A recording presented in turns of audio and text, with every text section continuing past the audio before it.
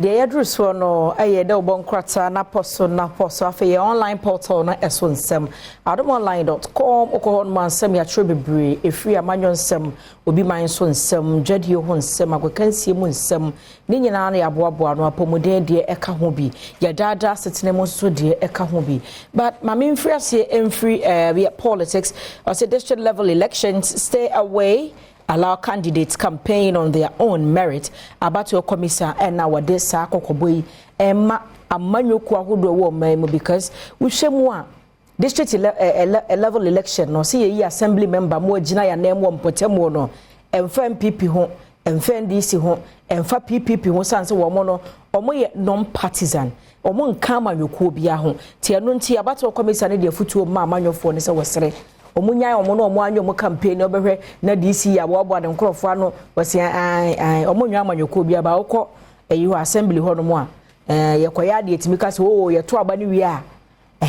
ebe pai sei because omo assembly members no mo ni say we MPP ni we NDC ni but officially nyesa na was a corner. Next NDC government will review laws governing extractive industry to benefit Ghana mampanyi dada John Dramani Mahama na say wo mo betina dwa no so a dwumaku akase a wo mo etu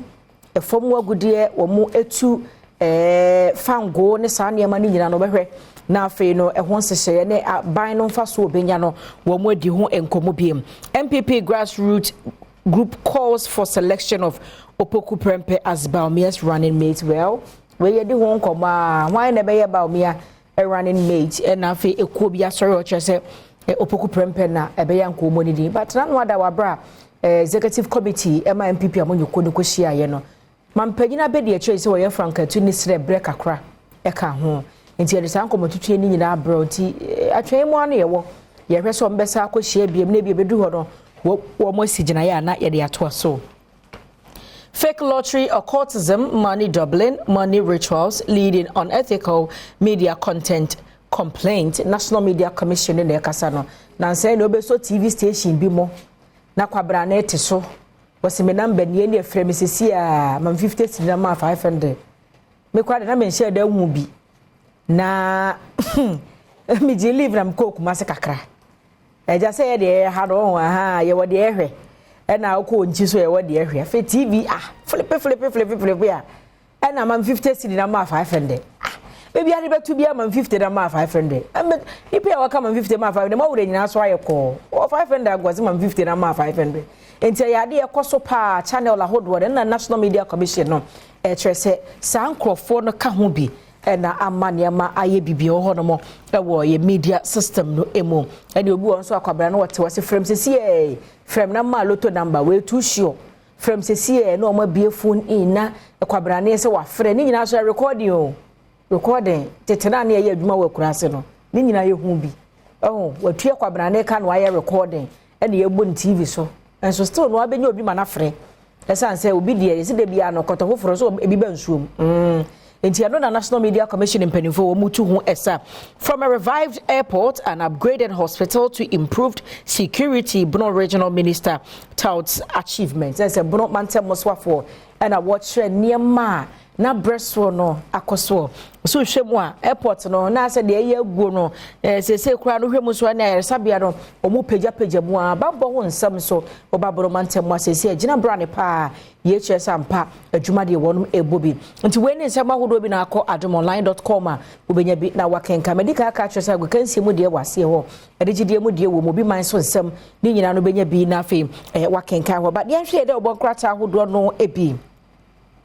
Adom in court over woman's death. Kratafa etosu ensia. Ghana nyomtini aigbe Adom ni mfonye daha na enra na mekenkan bi ya womo etrese na no ada hyen bi na wo twie no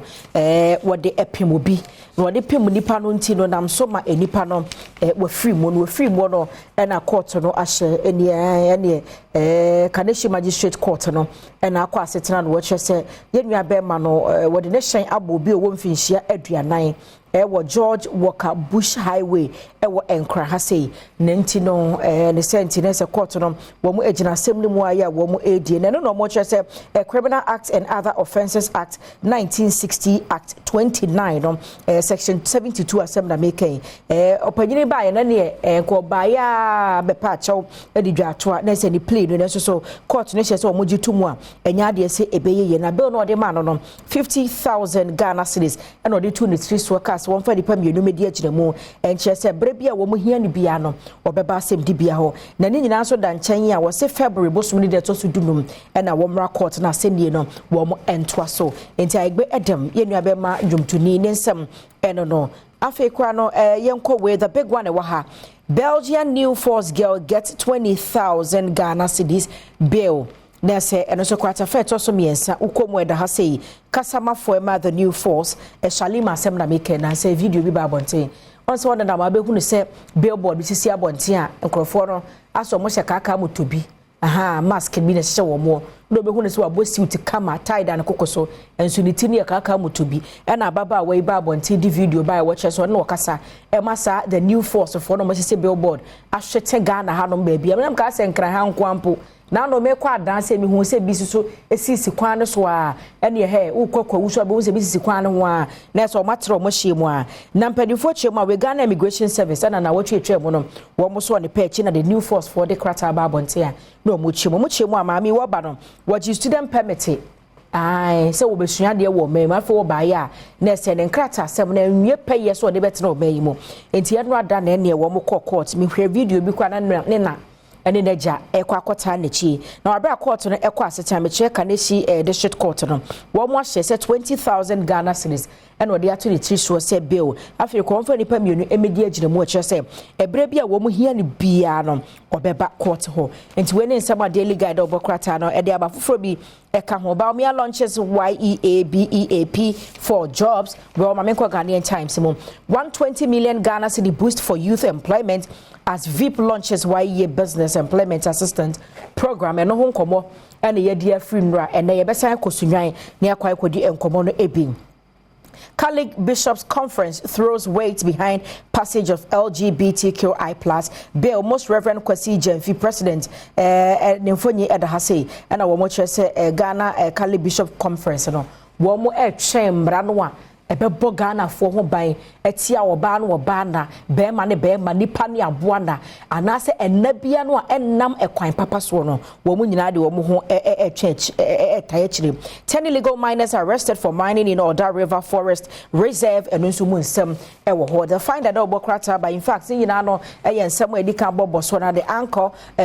produce superior argument lithium mining deal is bad na say no so lithium mining deal no and oswafo sasini mo dodo ensem chechese se wo bibi a kire se enkoyi a fa ho nkrata bedi adanse abuso we nsem bi na abraso se maboboso ne ma wona me da me ho aba de obon krata no ye de si na kaisa agokansie mo mrantie no wo mo beba sanso na ho se pebeba na afia tena se nkomhwehwe bi wo no na ye afiri ha mo ye wi e be kwa so nwaye kwasensia bedi nkomo ehia bedwam so ni enko bebia